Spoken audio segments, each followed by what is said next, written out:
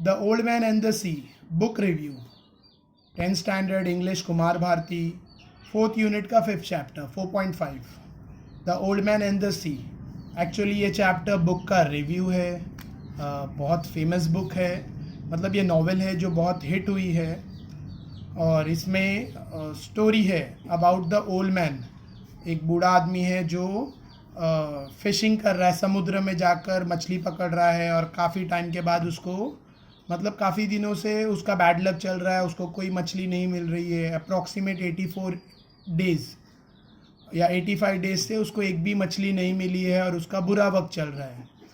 और उसके बारे में ये वो बुक का रिव्यू है, नॉवल का रिव्यू है। तो let's see what is it. An old man, an experienced Cuban fisherman has थोड़ा सा जूम कर लेते हैं। An experienced Cuban fisherman has run a terrible bad luck. वो बर्ड्स की आवाज़ से थोड़ा डिस्टर्ब हुआ, वापस स्टार्ट करते हैं। An old and experienced Cuban fisherman has a run of a terrible bad luck and is unable to catch any fish for 84 days. देखो, एक बूढ़ा और एक्सपीरियंस, अनुभवी। क्यूबन एक शहर का नाम है, क्यूबन मतलब जगह का नाम है क्यूबन। फिशरमैन मछुआरा। Has a run of terrible bad luck, इसका बुरा समय चल रहा था। And is unable to catch any fish for 84 days, और उसने 84 दिनों तक कोई भी मछली नहीं पकड़ी थी। मतलब उसका बुरा समय चल रहा था, बैड लक चल रहा था, आउट ऑफ फॉर्म था, जो भी बोल सकते हैं।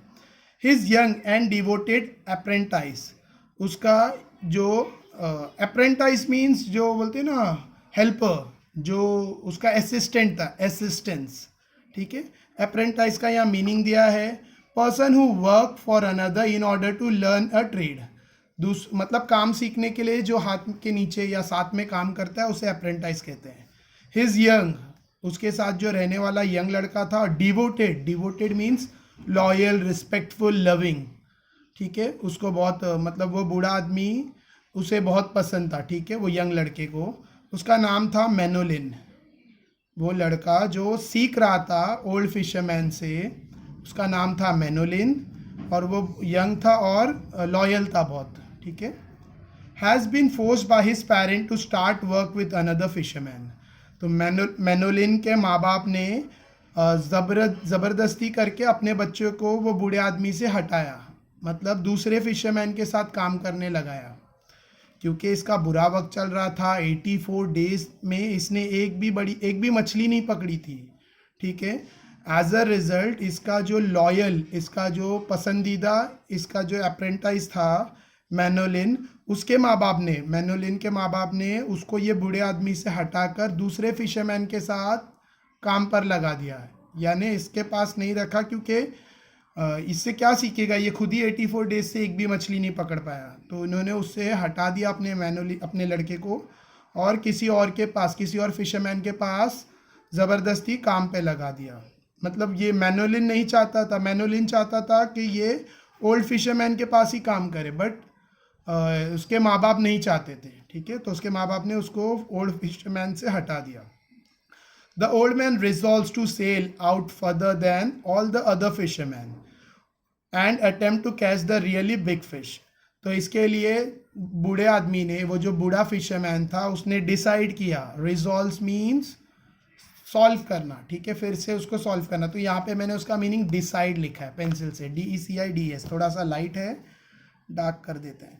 तो उसने डिसाइड किया कि थोड़ा और आगे जाके, मतलब थोड़ा दूर जाके मछली पकड़ेंगे, ठीक है, और बड़ी मछली पकड़ने की कोशिश करेंगे। वो बूढ़े आदमी ने डिसाइड किया कि पानी में और आगे गहराई तक जाएंगे, मतलब समुद्र में आगे तक जाएगा, और बड़ी मछली पकड़ने की अटेम्प्ट यानी कोशिश करेगा, ठीक है।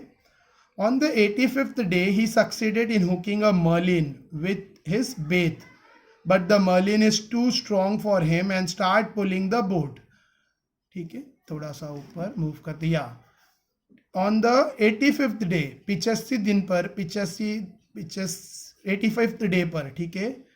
84 दिन तक तो उसको कुछ नहीं मिला, बट 85 दिन पर यानी 85th डे पर उसने अपने हुक से, ठीक है, एक बड़ी सी मर्लिन मछली पकड़ ली, फंसा ली।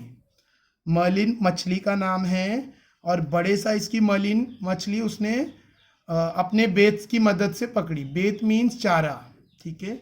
मछलियों को पकड़ने के लिए जो चारा यूज़ करते हैं उसे बेत कहते हैं। फूड और something use to attract fish, ठीक है। मछली पकड़ने के लिए जो चारा यूज़ करते हैं उसे बेत कहते हैं। तो 85वें दिन पर उसने अपने बेत की मदद से एक बड़ी सी मर्लिन को हुक किया। हुक मतलब उसके हुक में आ गई, ठीक है, फिशिंग रॉड में फंस गई। लेकिन वो मर्लिन बहुत बड़ी थी साइज में और वो इसकी बोट को खींचने लगी। The old man and the sea is the story of old man struggle with the marlin and his later battle against shark. तो ये जो स्टोरी है the old man and the sea, ये कहानी है किसके बारे में? एक बूढ़े मछुआरे के बारे में जो मर्लिन के साथ स्ट्रगल करता है, मर्लिन के साथ जद्दोजहद करता है, मर्लिन के साथ बोलते हैं ना जिंदगी की लड़ाई लड़ रहा है, और बाद में उसकी लड़ाई शार्क से हुई। इसके बारे में पूरी स्टोरी है। Next, social historical context. तो ये मतलब किसके बारे में है, क्या है, किसने लिखी, एक्सेट्रा। तो इसके ऑथर है Hemingway. Hemingway's novel is based on real event and is also draws heavily on his own life. देखो, इनकी लिखी गई ज़्यादातर नॉवेल्स ये रियलिटी पे बेस्ड है, मतलब हकीकत में, मतलब रियल स्टोरीज है, मन घड़त नहीं है, मन घड़त कहानियाँ नहीं है, बल्कि रियल स्टोरीज लिखी इनकी नॉवेल्स में रहती है। And it also draws heavily on his own life, और ये अपनी ज़िंदगी पर भी लिखते हैं, ठीक है, अपनी लाइफ स्टोरीज पे भी नॉवेल लिखी है इन्होंने। He had experience of fishing in the Cuban water and like the old man, he was also a fan of baseball.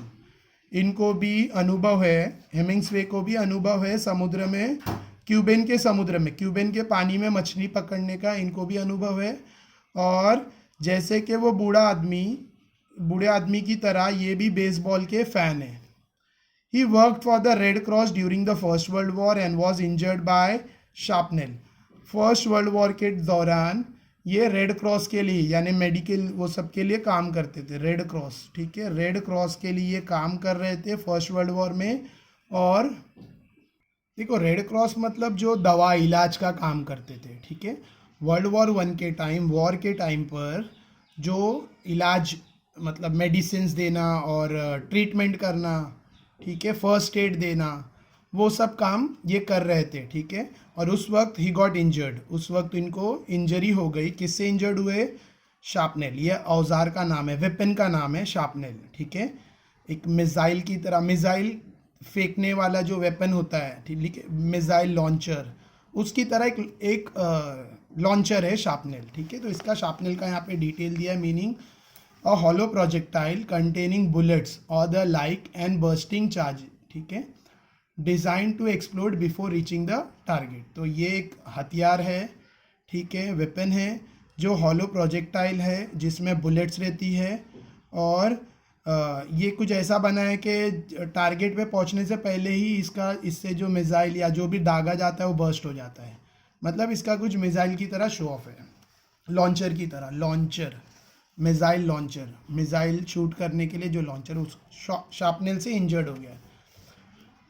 World war 1 के टाइम पे ये फर्स्ट एड यानी मेडिकल डिपार्टमेंट, जो डॉक्टर्स वगैरह है, उनके साथ ही वॉज वर्किंग, काम कर रहे थे, और उस वक्त ये इंजर्ड हो गए शार्पनेल से। When he was in Italy, और उस वक्त कहाँ हुआ था ये हादसा उनके साथ? जब वो रेड क्रॉस के साथ वर्क कर रहे थे वर्ल्ड वॉर 1 में। कब? कौन सी जगह पर? इटली में। Hemingway always talk about the need to struggles against defeat और डेथ। हमेशा किस टॉपिक पे बात करते हैं? स्ट्रगल करना, ठीक है, लगातार कोशिश करते रहना, हार से और मौत से।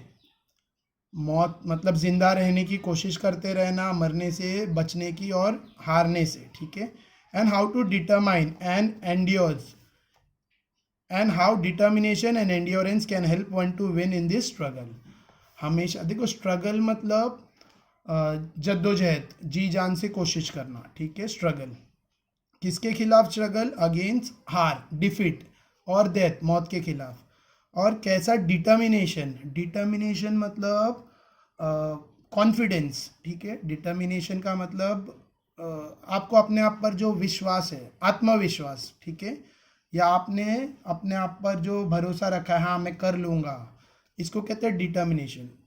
डिटर्मिनेशन मतलब जो तय किया, हाँ मैं ये करूँगा, उसूलों का एकदम कंफर्म। एंड एंड्योरेंस, एंड्योरेंस मतलब मुश्किल होने के बावजूद भी लगातार कोशिश करते रहना। तो एंड्योरेंस का मतलब परसिस्टेंस भी बोल सकते हैं, स्ट्रगल भी बोल सकते हैं। एंड्योरेंस का मतलब डिफ़िकल्ट, हार्ड, डिफ़िकल्ट, ठीक है, होने के बावजूद भी अटेम्प्ट करते रहना, कोशिश करते रहना। ये अगर कॉन्फिडेंस और एंड्योरेंस लगातार कोशिश करते रहेंगे तो ये तो स्ट्रगल में जीत सकते हैं, ठीक है। तो how determination and endurance can help one to win in the struggle. The old man at the end of the novel, very near death, but we know that the story of his suffering and loss will live on in the memories of the people of his village. देखो story के novel के and में बूढ़ा आदमी, वो जो fisherman था, वो एकदम मरने के करीब था, लेकिन इसकी जो कहानियाँ हैं, ठीक है, उसकी जो ये स्टोरी है और उसने जो स्ट्रगल किया, सफ़र किया, जो झेला, ठीक है, और जो लॉस हुआ उसको, जो भी उसने नुकसान झेला, ये हमेशा जीवित रहेगा लोगों की यादों में, ठीक है, उसके गांव के। Ultimately story became one of the triumph because the tale of his life will live on even after his death. Ultimately तो सीधा सीधा देखा जाए तो उसकी स्टोरी एक सक्सेस बन चुकी है, उसकी कहानी एक सक्सेस बन चुकी है, क्योंकि उसकी जो टेल है, जो उसकी स्टोरी है, वो जीवित है, ठीक है। उसके मरने के बाद भी उसकी कहानी लोगों के मन में जीवित है। The novel was published in 1952। कब पब्लिश्ड हुई थी? 1952, when people were trying to recover from mass destruction wrought by the two world war, and this tales of endurance and ultimate triumph immediately struck a chord with the reader. तो ये story, ये जो novel है 1952 में publish हुई थी, ठीक है, और उस वक्त हालात ऐसे थे कि सेकेंड वर्ल्ड वॉर 1945 में एंड अप हुआ, ठीक है। तो हालात ऐसे थे कि लोग अभी बस वो वर्ल्ड वॉर 2 के बाद लोग अभी अपने आप को बैलेंस कर रहे थे। वर्ल्ड में 2 बड़े वॉर हो चुके थे, वर्ल्ड वॉर 1, वर्ल्ड वॉर 2, और अभी लोग उससे बोलते ना उभर रहे थे, उससे राइज अप हो रहे थे, क्योंकि बहुत डिस्ट्रक्शन हुआ था, मास डिस्ट्रक्शन, यानी बहुत बर्बादी हुई थी, बहुत सारे लोग डेथ हुए थे, बहुत सारी लाइफ गई थी, और बहुत सारे परमानेंटली डिसेबल्ड हुए थे, soldiers as well as civilian, नागरिक भी बहुत सारे उसमें मारे गए वर्ल्ड वॉर 1 में, वर्ल्ड वॉर 2 में, और बहुत सारे सोल्जर्स भी मारे गए, और बहुत सारे परमानेंट डिसेबल्ड भी हुए। डिसेबल्ड मतलब अपंग हो गए, ठीक है, और प्रॉपर्टी का भी बहुत लॉस हुआ, इकोनॉमिक लॉस भी बहुत हुआ। तो ये 2 लॉस से लोग अफेक्टेड थे, ठीक है। ये दो वर्ल्ड वॉर से जो लॉस हुआ था लाइफ और इकोनॉमी का, प्रॉपर्टी का, इससे लोग उभर रहे थे, मतलब इससे लोग बाहर आ रहे थे, रिकवर कर रहे थे, ठीक है, रिपेरेशन चल रहा था, रिकवरिंग हो रही थी, alright. And this tells of endurance, और ये कहानी जिसमें स्ट्रगल, कोशिश करते रहना, डिफ़िकल्ट समय में अपने आप को बनाए रखना, ठीक है, ultimate triumph immediately struck a chord with the reader. ये उस वक्त जो रीडर है उसके दिमाग में या उसके मन में एक छाप छोड़ जाती थी, एक बोलते ना जीत, ट्रायम्फ मतलब जीत, खुश, विनिंग की छाप, ठीक है, कॉर्ड, कनेक्शन डाल देती थी। मतलब उस वक्त हालात ऐसे थे कि लोग वर्ल्ड वॉर 1, वर्ल्ड वॉर 2 से बोलते ना बर्बाद हो चुके थे, लोग तकलीफ़ में थे और उससे बस उभर रहे थे।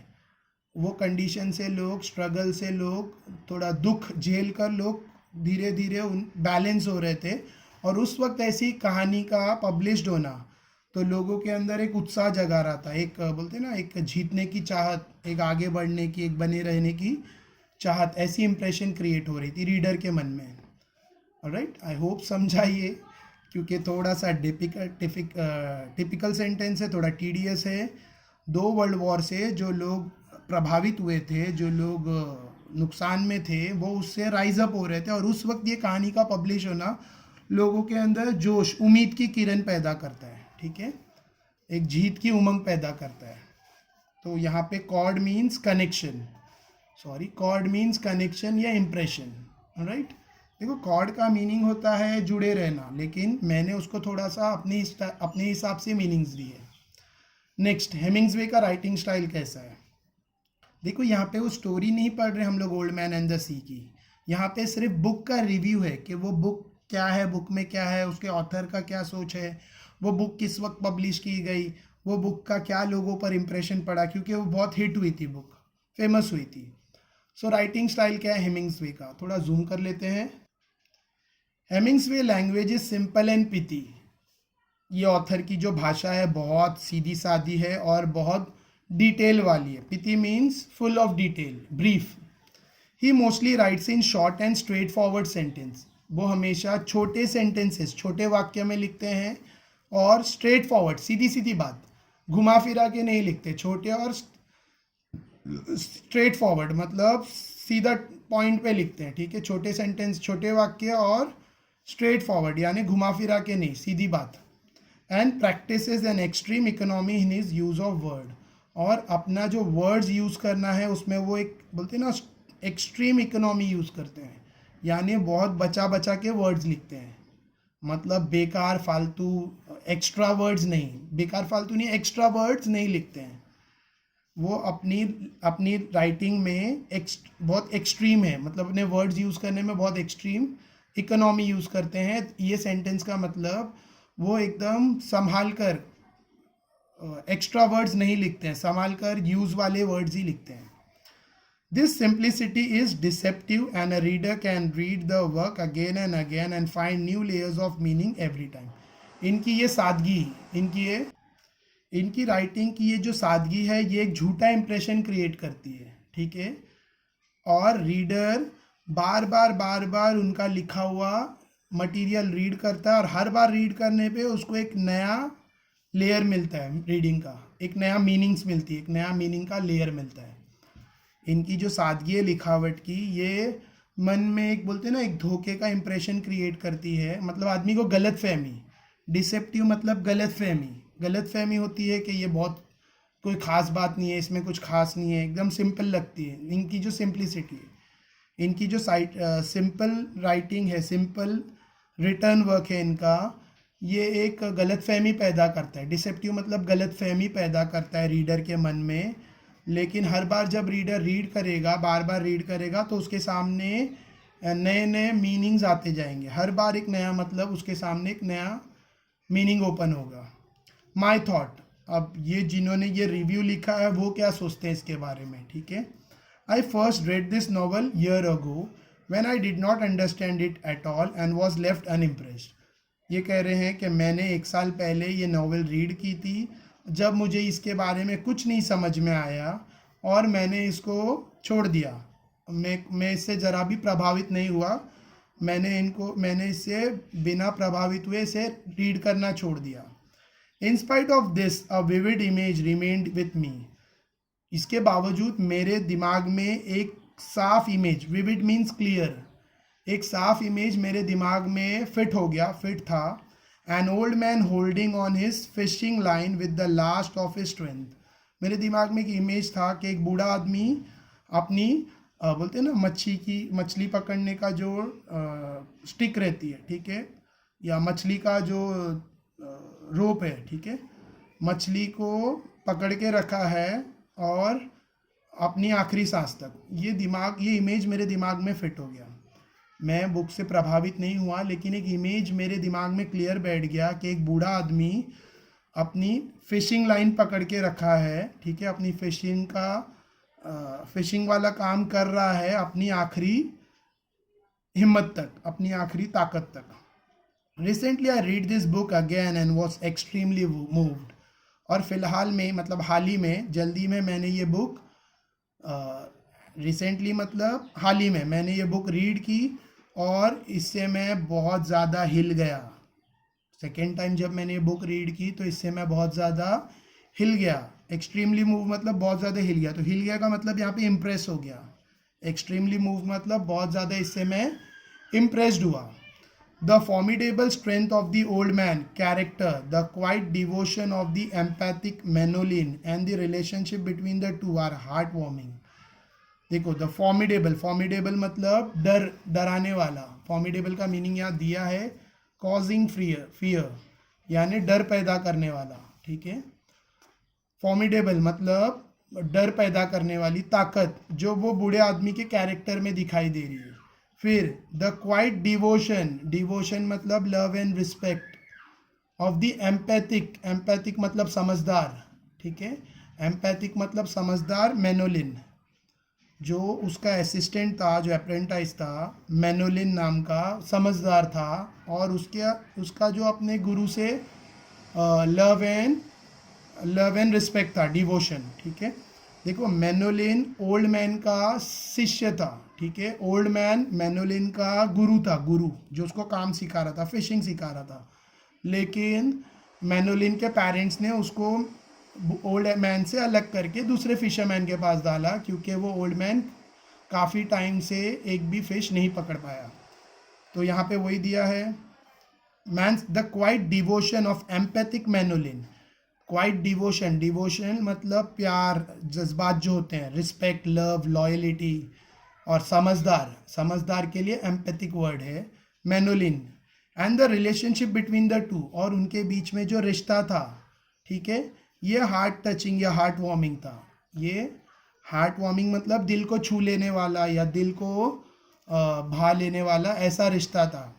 किसके रिश्ते की बात चल रही है? मेनोलिन और ओल्ड मैन के बीच में जो रिलेशनशिप था उसका। Next, Hemingway description of sea and the creature of water are beautiful.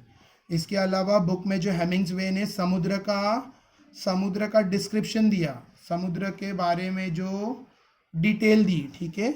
And creature of water, और समुद्री जीवों के बारे में जो डिस्क्रिप्शन दिया, ये बहुत खूबसूरती से उसने पेश किया, मतलब बहुत खूबसूरती से उसने लोगों के सामने रखा है बुक में। समुद्र का डिस्क्रिप्शन और समुद्र के जो जीव है उनका डिस्क्रिप्शन बहुत खूबसूरती से उसने बताया, लिखा है। The marlin fight for its life desperately. जो मर्लिन मछली ओल्ड मैन ने पकड़ी थी, वो अपनी ज़िंदगी के लिए, जीवित रहने के लिए वो जी जान से कोशिश कर रही थी। डेस्परेटली, डेस्परेटली मतलब पूरी कोशिश करना, आखिरी तक कोशिश करना, ठीक है। तो मर्लिन अपनी ज़िंदगी के लिए लड़ रही थी, अपनी ज़िंदगी बचाने के लिए। And it's hard to know whether our sympathy should lie with the old man और विद द मर्लिन। और इसके लिए आप नॉवेल पढ़ते वक्त आपको समझ में नहीं आएगा कि आपकी दया, नॉवेल पढ़ते वक्त ये बात समझ में नहीं आएगी कि हमारी दया मर्लिन के साथ, फिश के साथ रहनी चाहिए या बूढ़े आदमी के साथ, क्योंकि बूढ़ा आदमी भी स्ट्रगल कर रहा था। बूढ़ा आदमी भी जीवित रहने के लिए मर्लिन को पकड़ रहा था ताकि उसको खा सके, उसको बेच सके, और मर्लिन भी जीवित रहने के लिए लड़ रही थी। दोनों लड़ रहे थे, एक अपनी जान बचाने के लिए और दूसरा भी अपनी जान बचाने के लिए, ठीक है। नेक्स्ट, तो यहाँ पे समझ में नहीं आएगा रीडर को कि किसके साथ अपना दया होना है, अपनी दया किसके साथ होनी चाहिए, मर्लिन फिश के साथ होनी चाहिए या ओल्ड मैन के साथ। But as the novel progress, the old man and the marlin are inseparable link because both stand for the same ideal. देखो जैसे जैसे आगे नॉवेल बढ़ती जाएगी, मर्लिन और ओल्ड मैन दोनों अलग नहीं हो सकते, दोनों बोलते ना जुड़े हुए, दोनों एक दूसरे से जुड़े हुए हैं, दोनों इनसेपरेबल। इनसेपरेबल मतलब जिसको अलग नहीं कर सकते हैं, जुड़ चुके हैं, लिंक्ड, क्योंकि दोनों की जो आइडियल है, दोनों की जो सोच है सेम है, दोनों का स्ट्रगल सेम है। That is a Nobel struggle against destruction. दोनों का स्ट्रगल क्या है? नोबल है, और वो क्या है? स्ट्रगल्स अगेंस्ट डिस्ट्रक्शन, बर्बादी से बचने का।